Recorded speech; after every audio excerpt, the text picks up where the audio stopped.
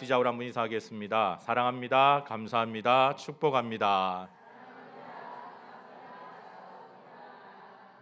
주님의 사랑과 은혜가 우리 가운데 충만히 갈 줄 믿습니다.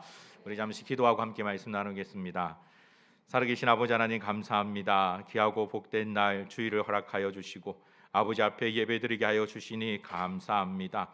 이 세상 많은 사람들이 이 귀하고 복된 날 자연으로 들로 자기들이 즐기기 위해서 떠나지만 아버지께서는 우리를 불러주셔서 아버지께 예배드리게 하여 주시니 참으로 감사합니다. 이것이 우리에게 있어서 가장 놀라운 축복이요 은혜가 됨을 믿습니다. 이 시간도 아버지 말씀을 듣기를 원하온데 아버지 하나님, 이 단에 세워진 자가 너무나도 무익하고 또한 부족합니다. 아버지의 강권적인 은혜가 필요하오니 주께서 사용하여 주옵시고 오직 하나님 말씀만을 대언하는 귀한 시간이 되도록 주님 역사하여 주옵소서. 모든 영광 주께 올려드리며 살아계신 주 예수 그리스도 이름으로 기도드리옵나이다. 아멘.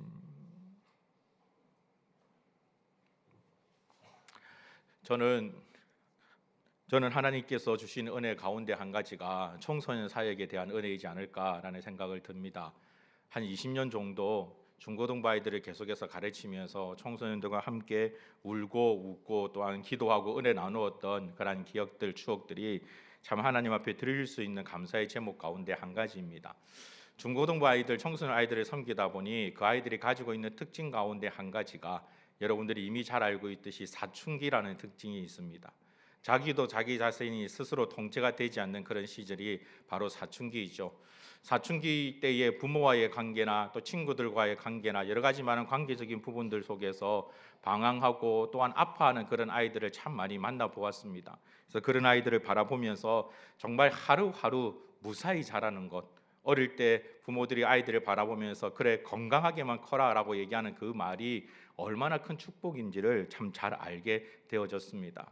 그러다가 저도 저희 아이들이 점점 자라서 사춘기에 접어들면서 더 이상 이 문제가 다른 사람들의 문제가 아니라 나의 문제가 되어가고 있구나라는 생각이 들었던 적이 있습니다. 우리 아이들은 그렇지 않을 것 같았는데 우리 아이들도 사춘기가 접어드니까 통제하기가 힘이 들고 또 여러 가지 많은 부분들 속에서 어려운 문제들이 생기는 것을 보았습니다. 그 중에 한 아이가 방에 들어가더니 나오지를 않는 겁니다.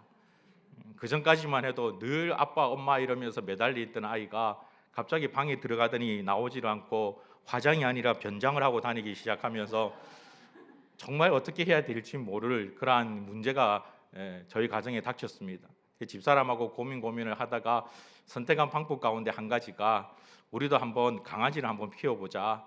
아이들이 어릴 때부터 그렇게 강아지를 키우고 싶다고 노래를 부르고 있는데 사실 저는 사람은 집안에서 개는 집 밖에서 키워야 된다라고 생각하는 사람이기 때문에 저도 동물은 좋아하지만 쉽게 허락할 수가 없었습니다. 그리고 저희 집사람 같은 경우는 개라고 하면 질급을 하는 사람이기 때문에 집에서 키운다는 것은 도저히 상상할 수가 없었습니다.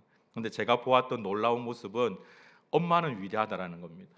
어머니는 놀랍다라는 겁니다. 개만 보면 질급을 하는 사람이 먼저 그 이야기를 꺼냈습니다. 여보, 애들이 원하니까 강아지를 한번 키워봅시다. 개를 키우면 제가 방 안에만 틀어박혀 있는 것이 아니라 밖으로 나오지 않겠어요? 라고 얘기를 했습니다. 애들이 어릴 때부터 푸드를 키우고 싶어 했습니다. 생상외로 값이 비쌌습니다. 저희 형편에는 사실 값이 비쌌습니다. 제가 봤던 강아지는 시장에 파는 강아지, 우리 식으로 얘기하면 차마 직설적으로 말씀드리기는 힘들고 방송 용어로 얘기하자면 변견, 거의 5,000원이나 10,000원이면 살 수 있었는데 푸들은 그렇지가 않았습니다. 상당히 많이 비쌌습니다. 창원에 몇 곳을 갔는데 처음에는 그냥 거저 줄 것처럼 얘기를 하시더니 나중에는 이 강아지가 흥미가 있어서 얘기를 하니까 30만 원, 50만 원, 심지어 어떤 강아지는 100만 원이 넘는 걸 봤습니다. 도저히 저희가 살 수 있는 형편이 아니었습니다. 그래서 안 되겠다, 이거는 우리 집에 안 맞다라고 포기를 하고 돌아서는데 요즘 아이들이 얼마나 영특한지 SNS나 또 인터넷을 통해서 이곳저곳을 검색을 하더니 어느 날 갑자기 아이들 세 녀석이 아빠 이러면서 달려오더니 얼마면 됩니까? 라고 물어봤습니다. 얼떨결에 10만 원이라고 얘기를 했습니다. 그 돈이면 절대 못 살 거라고 생각했는데 10만 원이라고 얘기를 했더니 애들이 갑자기 미소를 지우더니 있습니다. 부산의 한 동물병원에서 푸드를 10만 원에 판다라는 것을 보았습니다. 그래서 진짜냐? 이거 분명히 가면 또 분명히 30만 원, 50만 원 이렇게 얘기를 할 거다. 아니에요. 이거 10만 원 맞아요. 전화까지 했다라는 겁니다. 그래서 어쩔 수 없이 갔더니 진짜 10만 원이라고 하길래 덜컥 강아지를 샀습니다. 사고 난 다음에 여러 가지 주사와 또 중성화 수술 때문에 강아지 구입 비용보다 더 많은 돈이 들어가야 했다라는 것을 몰랐습니다. 그렇게 해서 저희 집에 강아지를 키우게 되어졌습니다. 이름을 연두라고 지었습니다. 제가 지었습니다. 연두는 어디서 착안을 했냐면 혹시나 마트에 가시면 여러분 보실 텐데 조미료 이름 가운데 연두라는 이름이 있습니다. 처음에는 이것저것 이름을 많이 얘기를 하다가 제가 연두라고 얘기하면서 아이들에게 이렇게 얘기를 했습니다. 연두라는 조미료가 있는데 그 조미료는 넣으면 음식 맛이 참 좋아진다고 하더라. 이 강아지가 음식의 맛을 내는 것처럼 우리 집에서 행복한 맛을 냈으면 좋겠다. 연두라고 부르자라고 했더니 아이들도 다 좋다라고 해서 연두라고 불렀습니다. 의도했던 바대로 그 연두를 키우기 시작한과 동시에 방 안에만 틀어박혀 있는 아이들이 거실로 나오기 시작을 했습니다. 때마침 그때 아이들이 이사를 했기 때문에 좀 낯선 환경 속에서 적응하기가 힘든 것처럼 보였는데 의외로 쉽게 적응을 하면서 도움을 참 많이 받았습니다. 집사람도 처음에는 아이들 때문에 강아지를 키우기를 시작을 했지만 참 무서워하기도 하고 두려워하기도 하고 힘이 많이 들었는데 요즘은 제가 집에 가면 연두 밑에 대접을 받는 것 같습니다. 더 좋아하는 것 같습니다. 그렇게 강아지를 키워가기 시작을 했습니다. 그런데 한 가지 문제는 이 강아지 밑에 돈이 너무 많이 들어가는 겁니다. 저는 그냥 개만 사면 끝이라고 생각을 했었는데 매달 맞아야 되는 주사부터 시작을 해서 뭐 사료 값이며 뭐 배변 뭐 들어가는 비용들 여러 가지 비용들이 이게 만만찮게 계속 들어갔습니다. 게다가 미용까지 해줘야만 했습니다. 참 답답한 생각이 참 많이 들었습니다. 그래 계속해서 차일피일 미루다가 점점 개가 털이 자라기 시작하고 결국은 털이 너무나 자라서 눈을 가리기 시작하니까 이 녀석이 눈이 있는 건지 없는 건지 참 구분하기가 힘이 들어서 계속 아이들이 미용을 하러 가야 된다고 얘기를 했습니다. 알아보니까 미용하는 데만 4만 원이라는 돈이 들었습니다. 순간 제 머릿속에 스쳐 지나가는 게 4만 원이면 통닭이 2마리 반인데 이걸 걔한테 투자를 해야 되나라는 생각이 들었습니다. 그래도 어쩔 수 없이 미용을 해야 되겠다라고 생각을 하던 차에 어젯밤 사고를 쳤습니다. 4만 원이 너무나 아까워서 제가 직접 개털을 한번 깎아봤습니다. 이 발바닥에 털을 정기적으로 깎아주지 않으면 넘어져서 부상당할 위협이 있다라고 실제인지 아니면 협박인지는 모르겠지만 그 이야기를 듣고 개털을 깎는 작은 바리깡이라는 것을 하나를 사서 집에 있었습니다.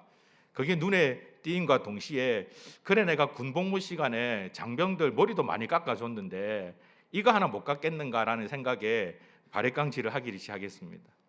애들한테 합의를 받습니다. 아빠가 군대에 있을 때 바리깡으로 머리도 많이 깎아봤다. 충분히 할 수 있다.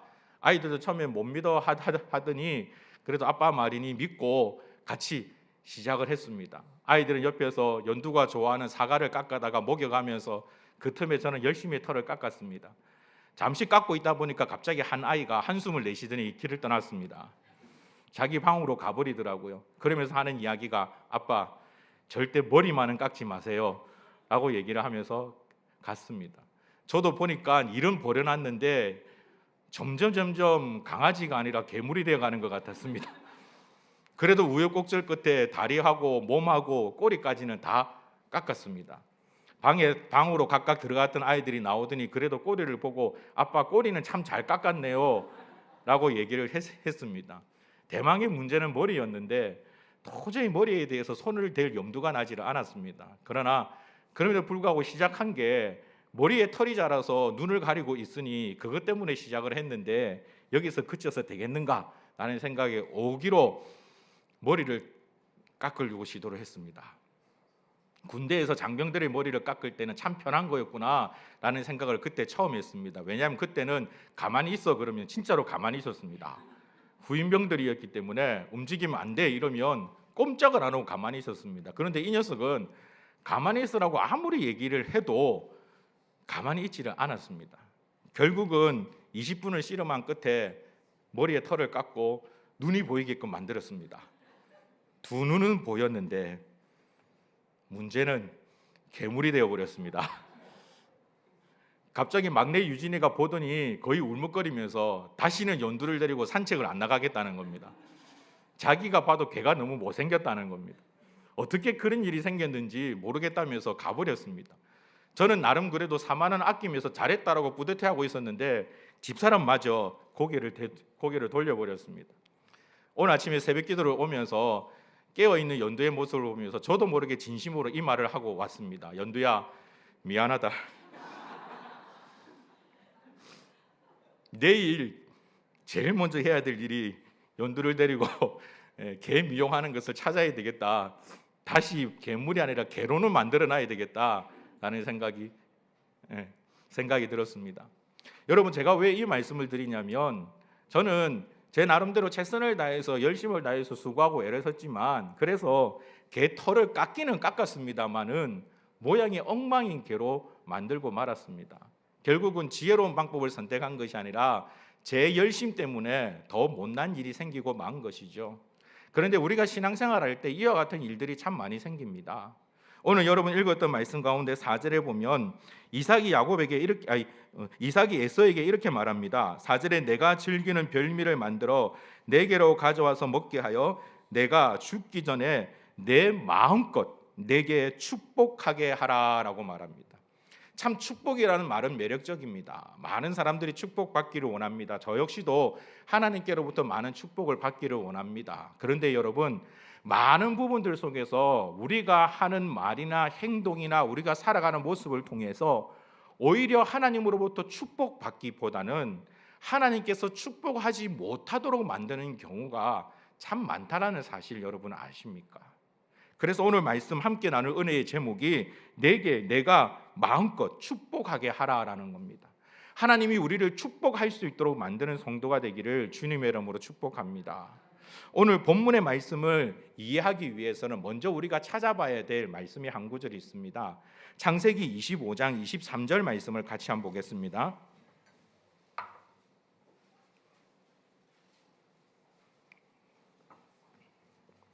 창세기 25장 23절입니다. 우리 다 함께 읽겠습니다. 여호와께서 그에게 이르시되 두 국민이 내 태중에 있구나.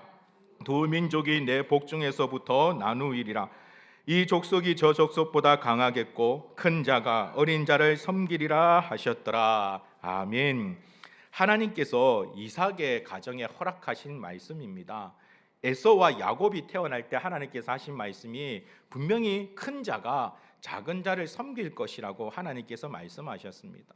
이게 하나님께서 그들에게 주신 축복의 말씀이지 않습니까? 그런데 여러분, 창세기 27장을 나중에 오늘 돌아가셔서 여러분 창세기 27장을 처음부터 끝까지 가만히 읽어보시기를 바랍니다. 이 부분을 보면 하나님께로부터 축복받지 못하는 행동들이 어떠한 부분이 있는지 참 자세하게 소개해주고 있는 부분이 창세기 27장입니다. 창세기 27장에 나타나는 4명의 인물이 있습니다. 이삭과 그리고 이삭의 아내 리브가 그리고 그의 아들 에서와 야곱입니다. 이 4사람 모두는 다 축복받기를 원했습니다. 하나님께로부터 복받기를 원했습니다. 그러나 그들이 했던 행동들이나 생각들은 다 하나님께로부터 복받기에 합당치 않은 행동을 했습니다. 오늘 창세기 27장으로 말미암아 가져오는 결과가 후에 창세기 47장에 기록이 되어 있습니다. 여러분 한 절만 더 찾아보겠습니다. 창세기 47장 9절 말씀입니다.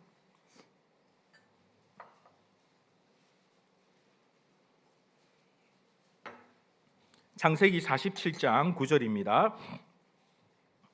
다 같이 함께 읽겠습니다.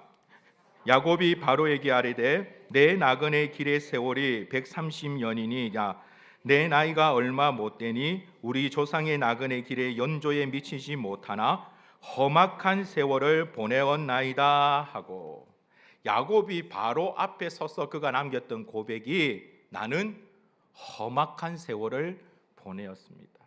이것이 창세기 27장으로 말미암아 나타난 결과입니다. 그들은 하나님의 복을 사모했습니다. 복 받기를 원했습니다. 그러나 복을 받을 수 있는 그릇이 준비되어 있지 않자 결국 그들의 인생이 너무나도 험했다라고 성경이 우리에게 말씀하고 있는 겁니다. 지금 여러분들은 창세기의 거의 반 이상을 지금 보고 있습니다. 어쩌면 중간 부분입니다. 계속해서 제가 여러분에게 말씀드리듯이 창세기는 하나님 나라라는 관점으로 보아야 합니다. 이 하나님 나라에서 중요한 것은 하나님 말씀대로 하나님 뜻 가운데 거하는 하나님 말씀을 붙잡고 사는 성도, 백성이 있어야 한다라는 겁니다. 그런데 창세기 27장에서는 그렇게 해야 할 성도가 겉으로는 그들은 성도고 부름받은 자이지만 오늘날 저와 여러분처럼 하나님께로부터 부름받은 성도이지만 그들의 속 사람은 여전히 자신의 욕심대로 자신의 생각대로 살아가고 있는 모습을 봅니다. 오늘 우리가 읽었던 1절에서 4절에 보면 이삭이 드디어 내가 너희들에게 축복하겠다라고 에서에게 말합니다. 그러나 여러분, 이 이삭은 이미 하나님께서 하신 말씀을 압니다. 이삭이 하나님의 말씀을 온전히 순종하고 지킨다면 그가 지금 축복을 해야 될 대상은 에서가 아니라 야곱입니다. 이미 하나님께서 그 가정에 그렇게 말씀하셨지 않습니까? 그러나 이삭은 야곱보다는 에서를 더 좋아했습니다. 장자라고 더 그를 이뻐했습니다. 게다가 에서의 성향은 남성적이었기 때문에 이삭은 그래서 더 에서를 좋아했습니다. 그래서 하나님의 말씀이 있었음에도 불구하고 이삭은 에서를 축복하기를 원합니다. 그리고 그 일로 말미암아 리브가는 이 얘기를 듣고 또 다른 꾀를 쓰기 시작하고 결국은 형과 아우가 완전히 원수가 되어져 버리는 그런 일들이 나타나게 되어집니다. 사랑하는 성도 여러분, 우리는 하나님 말씀 앞에서 입으로 고백하기는 늘 하나님 말씀을 지키며 그 뜻대로 살아가기를 원한다라고 말하지만 실상 그 말씀이 내 뜻과 합할 때는 예 하나님 감사합니다 아멘으로 받아들이지, 그렇지 않을 때에는 오히려 말씀을 무시하는 경우가 더 많지 않습니까? 하나님의 말씀을 하나님 말씀으로 받아들일 줄 아는 자가 되길 주님의 이름으로 축복합니다. 창세기는 이미 기록되어진 하나님의 말씀입니다. 다시 말씀드려서 이삭의 인생은 이미 끝이 났습니다. 그러나 창세기 27장에서 이 이삭이 정말 진실로 하나님 말씀을 붙잡고 에서가 아닌 야곱에게 하나님의 복을 축복하였더라면 그 가문의 앞날은, 그 자녀들의 모습은 성경에 기록되어 있는 이 모습과는 다른 모습이었을 것입니다. 하나님께서 원하시는, 하나님께서 만들어 나가시기를 원하시는, 우리가 차마 상상할 수도 없는 놀라운 하나님의 나라가 이곳에 임했을 것입니다. 그러나 자신의 임의대로, 자신의 지혜대로 나아가려고 했을 때 오히려 그 가운데 더 많은 분쟁과 어려움이 생기고 있는 걸 성경은 우리에게 말씀하고 있는 것입니다. 사랑하는 성도 여러분, 하나님의 말씀을 온전히 하나님 말씀으로 받아들일 줄 아는 자가 되길 주님의 이름으로 축복합니다. 사실 이 가정에는 이미 큰 분란의 징조가 있었습니다. 창세기 26장 34절과 36절 말씀입니다. 에서가 40세에 헷족속 부에리의 딸 유딕과 헷족속 엘론의 딸 바스맛을 아내로 맞이하였더니 그들이 이삭과 리브가의 마음에 근심이 되었더라라고 말합니다. 여러분, 에서가 왜 이방 여인을 맞이했을까요? 에서가 왜 그의 부모들의 마음에 근심을 가지게 했을까요? 사실 청소년들을 오랫동안 함께 해보신 분들은 이 청소년들의 반항하는 곳에는 분명히 이유가 있다는 사실을 압니다. 사실 청소년들의 청소년들이 하는 많은 반항의 가장 근본적인 이유는 부모에 대한 이 마음이 있기 때문에 그렇습니다. 부모에 대한 나쁜 마음, 부모에 대한 섭섭한 마음이 있기 때문에 그 마음이 반항심으로 나타날 때가 참 많습니다. 에서 또한 그러한 마음이 있었을 것입니다. 왜 부모에 대한 그런 마음이 있었을까요? 이미 이 가정에 임했던 말씀 때문에 이와 같은 일들이 일어났을 겁니다. 에서 또한 그가 태어날 때 하나님께서 하셨던 이 축복의 말씀, 큰 자가 작은 자를 섬길 것이라는 말씀을 이미 알고 있었을 것입니다. 그런데 그 말씀을 통해서 그 말씀 앞에 온전히 서지 못하는 부모의 모습을 바라보면서 에서는 자라면서 많은 신앙적인 갈등 가운데 있었을 것이고, 그 갈등이 이와 같은 반항의 모습으로 이방 여인을 아내로 맞이하는 그런 모습으로 나타나게 되어지는 것입니다.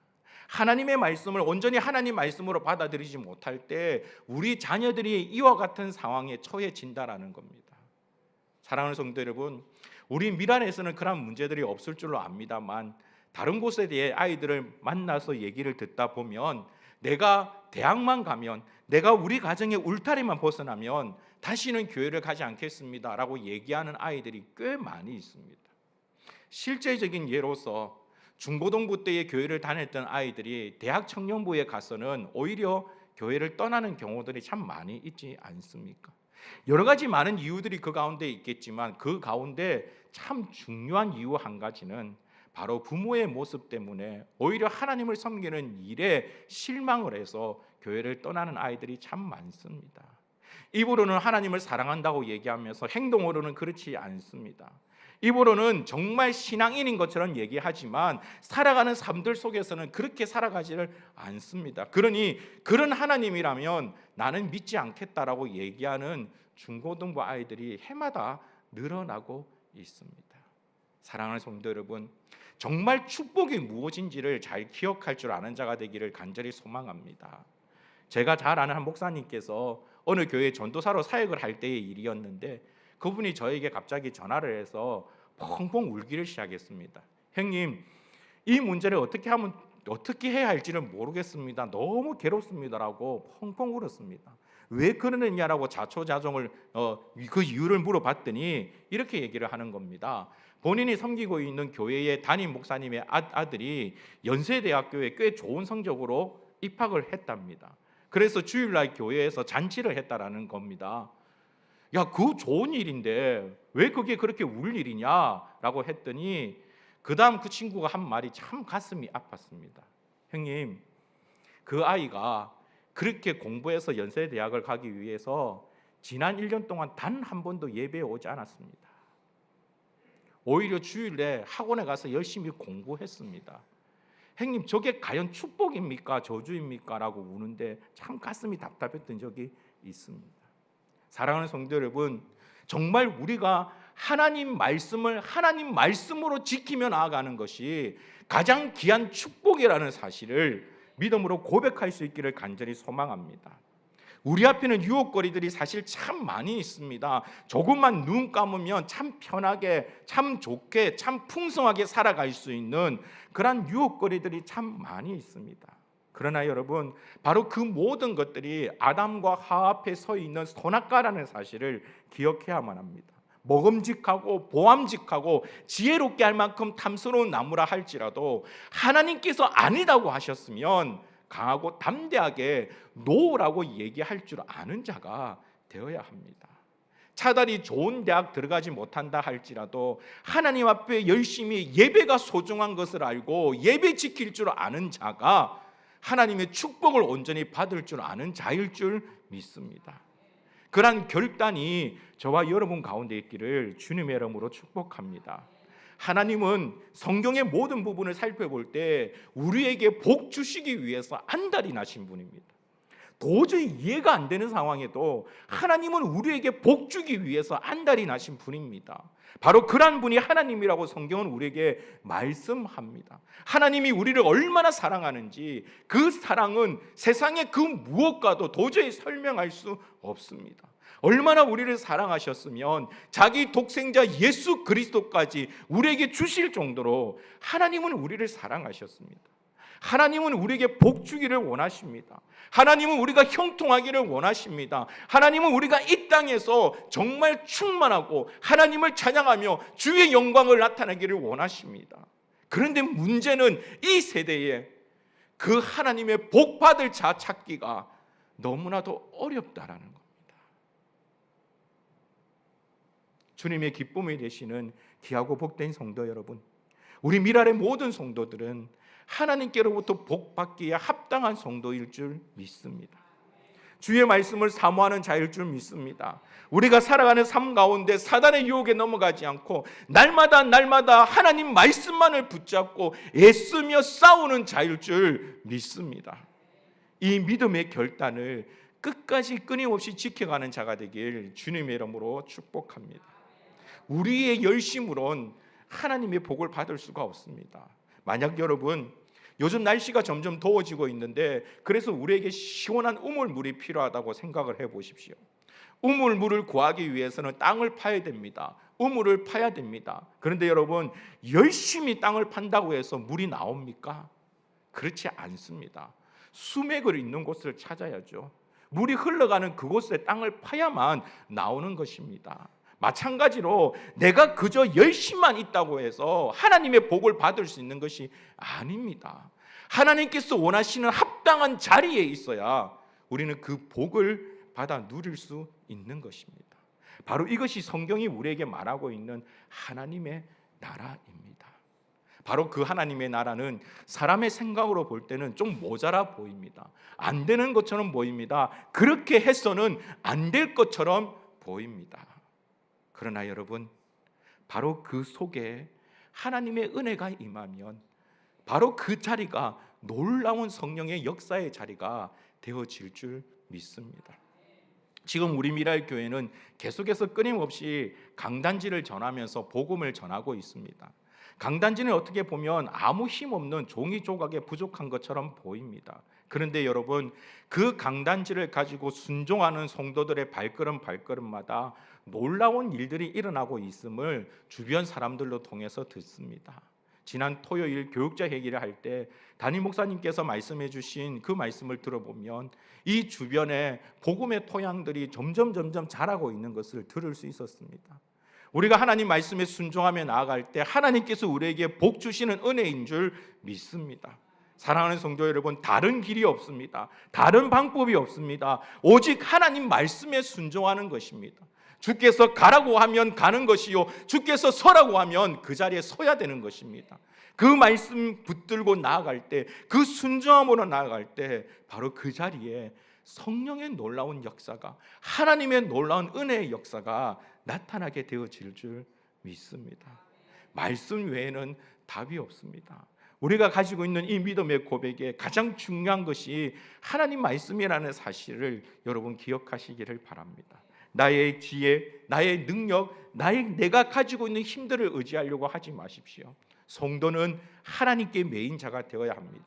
그럴 때 우리는 세상을 변화시킬 수 있는 놀라운 인물이 되어질 수 있을 줄 믿습니다.